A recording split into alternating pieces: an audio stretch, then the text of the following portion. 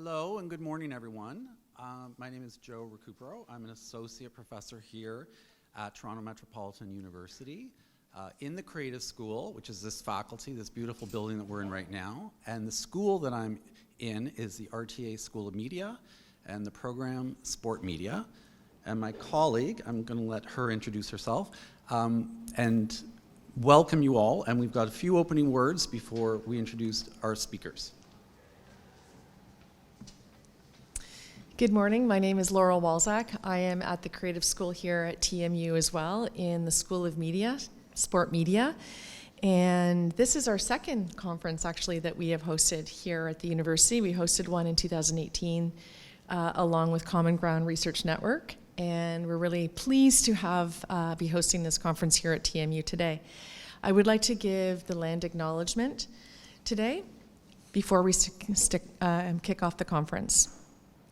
Toronto is a dish with one spoon territory. The dish with one spoon is a treaty between the Anishinaabe, Mississaugas, and the Haudenosaunee that bound them to share the territory and protect the land. Subsequent Indigenous nations and peoples, Europeans and all newcomers, have been invited into this treaty in the spirit of peace, friendship, and respect. Thank you.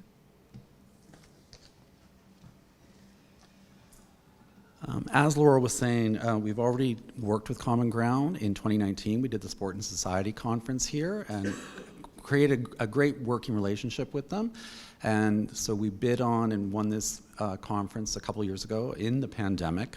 And it's nice to see that now we're out of the pandemic and we're actually back in person. So we hope everyone has a great time this weekend. There's volunteers and we're all around all weekend or these next couple days to answer any questions if you are from out of town, and specifically also if you need to know where the bathroom is, where the rooms are, where the lunch is, where's the coffee. So we're all around, and some of our volunteers are outside right now, some of our students. And Tamsin also has some emerging scholars in each room to help with any questions as well.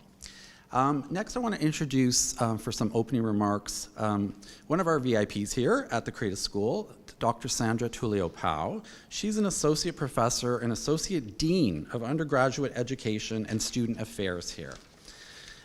Dr. Sandra Tullio-Pao's research is human-centered at its core. Working in collaborative teams, recent projects include inventing clothing for extraordinary groups, specifically police officers, patients in hospital rehabilitation programs, breast cancer survivors, women with lymphedema, women who wear plus size, and people with low vision.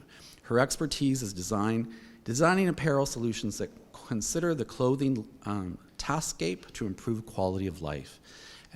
Now, Dr. Sandra Tullio-Pao for some opening remarks. Thanks very much, Joe. So, as you can tell from that intro, I am from the School of Fashion originally before I joined the Dean's office. So I'd like to welcome everyone to the City of Toronto, to Toronto Metropolitan University, and of course to the Creative School. Now, I've got a few fun facts for you as I was preparing my notes for this opening. For those of you that aren't from Toronto, we're home to over 2.7 million people. We're the fourth largest city in North America. And the city's motto is, diversity, our strength. So here in Toronto, cultural backgrounds and diversity are not only celebrated, they're woven into the fabric of the city, its lifestyle, and its people, embracing almost every corner of the world through its promotion of openness, tolerance, respect, acceptance, and inclusivity. Our very own Toronto Metropolitan University, affectionately known as TMU, is in the heart of Toronto. And in 2022, we renamed our university to better align with institutional values and to express the understanding that a new name was necessary to create a more inclusive campus culture and environment. TMU is recognized as a leading institution for research and innovation. We offer 125 undergraduate and graduate programs, led by 1,200 plus faculty members and adjunct professors, to a population of 48,000 students from all walks of life. And we strive to enhance the student experience beyond the classroom, placing a heavy focus on diversity, entrepreneurship, and innovation. And of course, at the heart of innovation is creativity. So the Creative School is the place to study design, communication, and culture. We have 9 professional schools and 29 programs in media, communication, design, and cultural industries, housing a dynamic faculty who continue to make a difference in new and unexplored ways. Our dean, Charles Falzon, couldn't be here today because he's joining students who are studying in Cortona, Italy. I know it was a hard choice to make, but I'm pleased to welcome you. The Creative School is also home to Sagajaway, named after the Anishinaabeg word for emerging light of dawn. Sagajaway was founded in 2017 with the mission of facilitating Indigenous creativity, thought, and culture. Sagajaway supports Indigenous creative expression, curriculum development, and the creation of a safe space on campus. The Creative School Sagajaway provides a foundation for an Indigenous renaissance.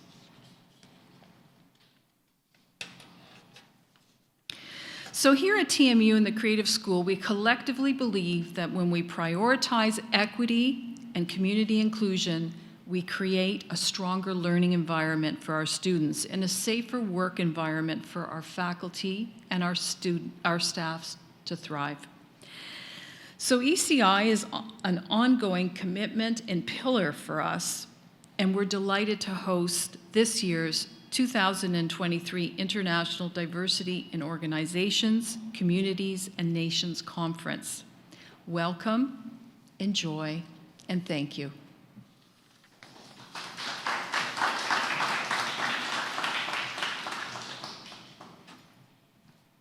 Thank you, Sandra. And up next, we have someone from Common Ground Research, who's the conference producer, and is Dr. Tamsin Gilbert, to give you a bit of an overview about the conference and about any of the, FYI, any kind of questions that you might have, and she's thinking ahead about it.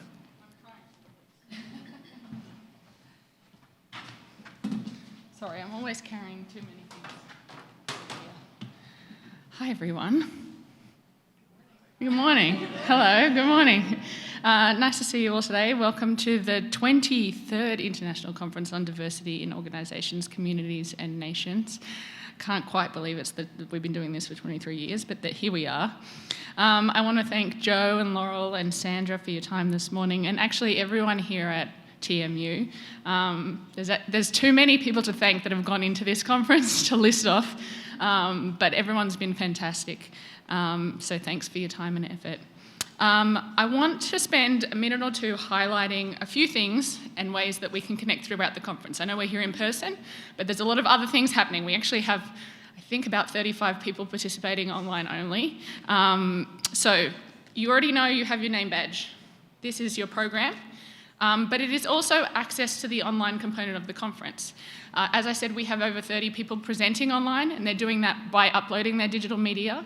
So please go in there and take a look at their digital media, comment in the discussion boards. They're looking at yours if you've uploaded it. They're looking, checking to see what you've done. So please remember to do that. That page also serves as a sort of, I don't know the right word here, a time capsule archive for the conference. You'll be able to access that digital media at any point, right? You're registered for the conference, you can go back to that link. You might have seen a presentation there online and you want to revisit it. You can go and watch it again. You can go look at the PowerPoint again. So it really is sort of an archive of the conference and everything that you can see there over the next time. I also want to highlight that with your conference registration, you have full access to the journal. So please go in there. I failed to look at how many articles in there, but I think there's literally thousands of articles in the Diversity Research Network collection. So you can go in and download the PDF. You can take a look at that, as well as our book series. So you have access to all of the online books that are there, so please do take a look and let me know, or Helen knows, she's the expert downstairs, if you have any trouble accessing any of that. One thing we try to do with our conferences is make connections. We like to make people talk, so I'm going to say this. We have the talking circles coming up after the plenary session this morning. The talking circles are a format that you might not have experienced at a conference before. I was saying to Eric earlier, sometimes at these conferences, you're surrounded by people, but you feel completely alone. We don't want you to feel alone. So the talking circle, pick the room that you're interested in. They're themed, so we have there's a special focus room. There's also other annual themes. So pick a room, go in there, form a circle. We're being really literal with this talking circle thing. We have the emerging scholars in the rooms to ask questions. Introduce yourself, tell everyone about your presentation. It's a really great way to meet a lot of people who have similar interests to you. One thing I want to mention while we're on the topic of talking circles is emerging scholars. Can you stand up? So these are some of our emerging scholars. We also have a set of emerging scholars over online. They've won the Emerging Scholar Award, so let's give them a round of applause. They'll be in the rooms chairing the sessions. Please be nice to them. They'll be keeping time, but also there to facilitate questions. We want them to, be there and interacting. So thank you. We appreciate you. We have a number of volunteers. So if you see people with a name badge that says volunteer, they can help you. They're local. They're from here, the students. So we want to thank them as well. With that, I think I'll leave you. But if you need anything, I'm down at the registration desk and also floating around. Don't hesitate to ask me or Helen or any one of the volunteers or emerging scholars if you need anything. But thank you, everyone.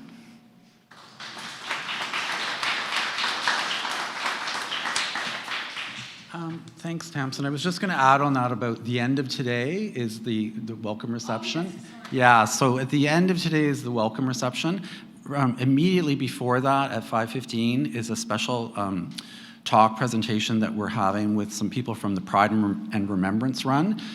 It's Pride Week in Toronto, and we're in the heart of where the Pride festivities are going to happen, right there on Church Street, right outside of this building, and it goes all the way up 2 subway stops to Wellesley. That's going to start to really heat up on Friday and over the weekend. And the Pride Run is the premier sort of sporting event of the LGBTQ community and over the Pride weekend. So hopefully you'll stick around for both of those things later today. I just want to now introduce our plenary speaker and then give her some time to come up and just get settled. And while she's doing that, myself and Laurel can answer any outlying questions and maybe provide you with some ideas for sightseeing if you actually are staying in to do a little bit of tourism while you're in Toronto as well. Because I want to give Nicole a couple of minutes just to set herself up. But I want to introduce Dr. Nicole Neverson, who's from Toronto Metropolitan University right here in the sociology department. Dr. Neverson's research is grounded in the areas of critical mass media analysis, the mediated representation of marginalized groups, and the sociological aspects of sports. Her most recent publication examines how winter sports culture in Canada offers us the opportunity to understand whiteness, race, and white supremacy via seemingly benign and ritualistic cultural practices. Dr. Neverson also has scholarly interests in critical pedagogy, which are exemplified in a collaborative project with department colleagues entitled Inhabiting Critical Spaces, Teaching and Learning from the Margins, here at Toronto Metropolitan University. So please welcome Dr. Nicole Neverson.